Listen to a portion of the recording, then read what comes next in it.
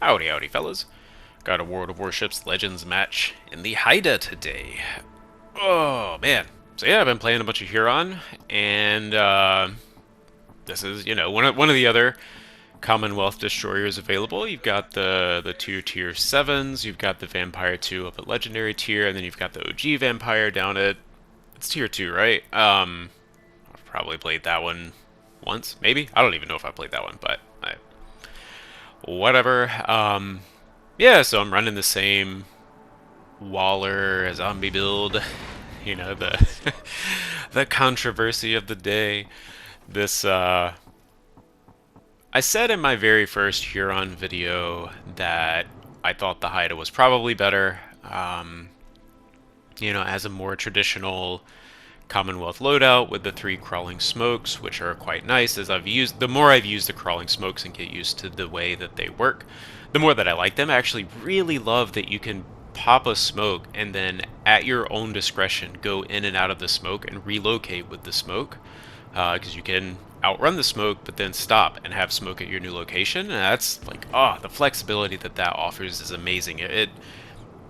It's like a different flavor of what I enjoy so much about the British smokes. Is like, the kind, or in any ship that has the multiple shorter duration smokes, like you're not tied to your smoke screen so much, and I really like that. In these, it's like it just moves with you. Oh, and also one thing I really like about it is if you pop a smoke and find out you're blocking line of sight for like a battleship or a cruiser or something behind you, you can move to the side and that smoke will dissipate. That's so valuable. But we're in this match. We have a double Marceau Schroeder division. So I am on like high alert to have to dip from this cap depending on how they position in the beginning. I see them over there, but then it's like, oh man, my target locator pinged over here.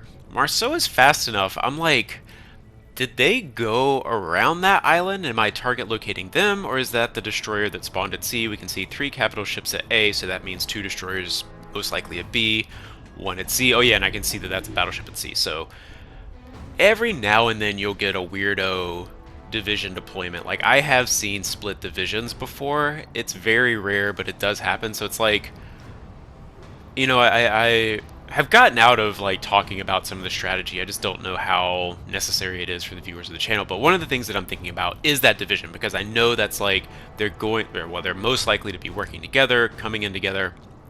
They may have a very specific game plan, so I want to know where they are, especially because I'm in a destroyer. Like Schroeder plus 2 Marceaus, even with a Waller build, like that is high alert.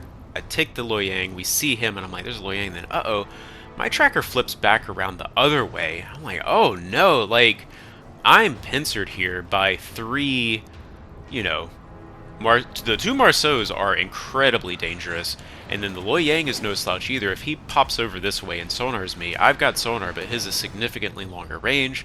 Like, I'm in trouble here.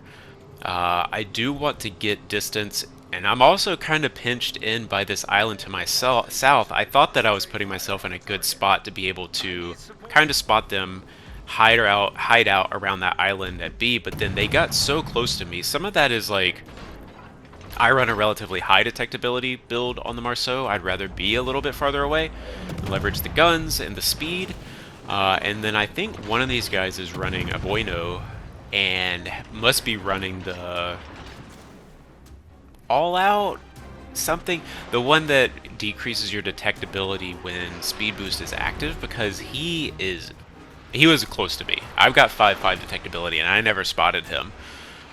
So I don't know what exactly his detectability is. Here we're just trying to prop juke a little bit.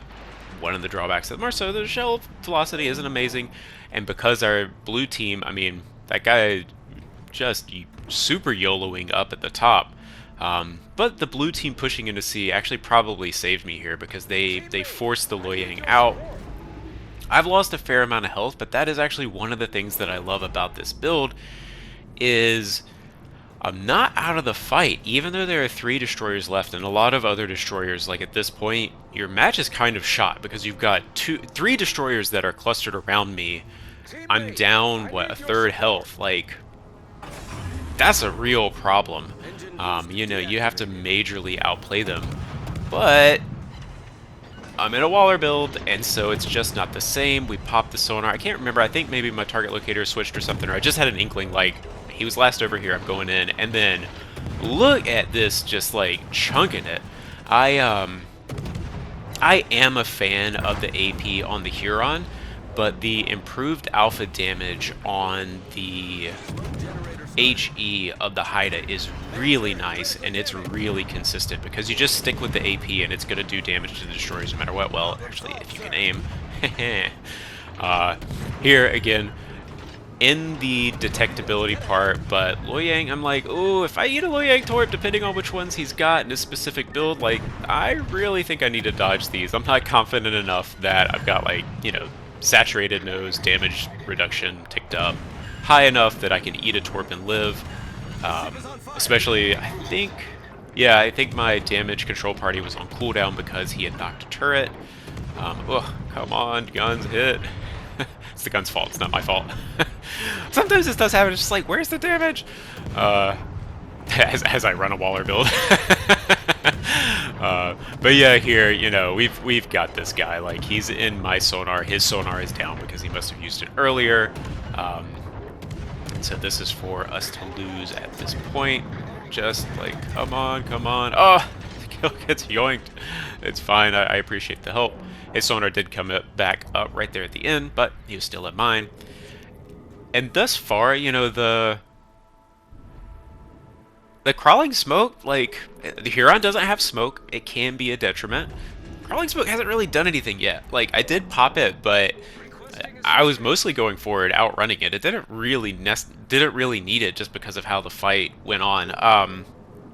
I talk about this a lot, that, like, it's very easy to theory craft, you know, the, like, expert or the optimal. I just realized I didn't get either of those kills. Like, come on. Really? Those are both mine. It's easy to theory craft the, like, perfect scenario for any given build, but I think it's also really important to pay attention to how the matches actually play out. We DCP the double fire there just because that fire damage is not reduced by the Waller build, and so with his incoming damage plus the double fire, I'm like, alright, my health is getting low. Yet again, another place where I actually really have come to appreciate the Huron. That heal on the Huron isn't anything special, but in a situation like that, or like this right now where I'm left with just 2,000 health, like, that heal, when you're taking a lot of damage, I really like. I still think the Haida is extremely good, but just as like an addendum to my initial kind of impression comparison, as I've played the Huron more, I've really come to appreciate the kit that the Huron brings that's like a subtle difference from Haida that doesn't initially stand out as, you know, like an optimal build path, or, you know, like, oh, it kind of like, is that really worth it? As it comes together, the 20% speed boost, that heal, no smoke, but better sonar, the better DPM with the AP. I think the DPM with the HE is similar, you know, faster reload but lower damage, higher fire chance. Like, I think the Huron is a lot closer to the Haida than I initially thought. I really thought it's like, oh, the Huron will be the fun one, the Haida will be the good one, it's the competitive one. If you want to have fun and get spicy, go with the Huron. If you, like, really want to, you know, clinch down, sweat win, it's the Haida. I'm not so sure that's the case. I think the Huron is a lot closer to the Haida. I still would probably give the nod to the Haida just because that smoke, especially in like a more competitive sense, if you have backup, if you have whatever, having the ability to smoke is really useful if you need it. Here, I am holding my smoke and everything. Just based on how this is going, we are losing a lot of capital ships, and I've seen this happen way too many times, where we get the lead, we have the lead, and then like everyone just kind of throws their ships away. If our destroyers get caught here and smoke up, I haven't really been paying attention to their play to see like, oh, do they know what they're doing? I'm nervous. I actually want these ships to not know that I'm here. So I could be farming some damage on that Schroeder, and maybe that was the call, but I am actually hoping that they go let me, how do I phrase this succinctly so I don't just spend my whole time yammering about it? Nice work. If red team flips on blue team and sinks a bunch of blue and goes into B, I think my best bet is to go into A and go sink this Bayard that's at low health rather than getting a little more incremental damage on this Schroeder. I don't want him to know I'm here. I don't want him to turn around. But now at this point, we've done enough damage. The Bayard goes down. Like, my team... Okay, my team's not going to throw it. Like, this is fine. We can farm some damage. But also, honestly, like, at this range, I see the Torps incoming. We'll just let it go. I'm not going to blow my smoke, slow down. Again, we're just, like, trying to get into the cap and trying to maintain position. That's why I'm not farming the Schroeder. To me, that felt like... You know, just vanity. Just farming up some damage rather than holding on to make sure that I'm in a position to win this match if things go sideways based on how our team plays. So, I think I probably give up some XP there. I probably could have gotten, whatever, 100, 200, 300 more XP, depending on fires and stuff like that. But I think this is the right to win play. Engine boost deactivated. Yeah, because if the red team hadn't eaten a bunch of torps, the destroyers had gotten caught by Schroeder's sonar and things like that. Like, they can go down very quickly. This match, we had a commanding lead, but again, it's just like with the ship mix that's left, I've seen it happen. Like, it's the kind of game that can flip very quickly if blue gets sloppy because we are ahead. Destroyers are sneaky and crafty and hard to find, but especially against a Schroeder. And the Schroeder had a full Nanomi build, so it's not like he's running, you know, some half build that's not going to do a ton of damage. If he gets the Destroyer spotted, he will take them out very quickly.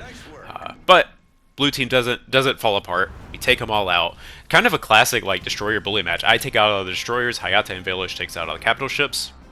Yeah, it's fun stuff. GG.